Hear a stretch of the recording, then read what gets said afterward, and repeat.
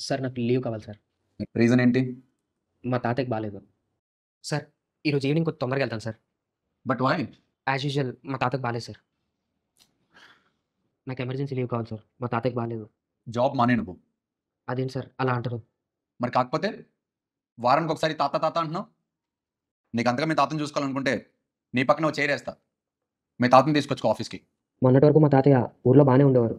పొలం పని చేస్తూ కాలికి చిన్న దెబ్బ తగిలింది. ఆ దెబ్బ కాస్త పెద్దగా అయింది. డాక్టర్లు గ్యాంగ్రీన్ అన్నారు. ఏ హాస్పిటల్‌కెళ్ళినా కాలు తీసేయాలంటున్నారు. చిన్నప్పుడు తన ఏళ్ళు పట్టుకొని స్కూల్‌కెళ్ళాను సార్.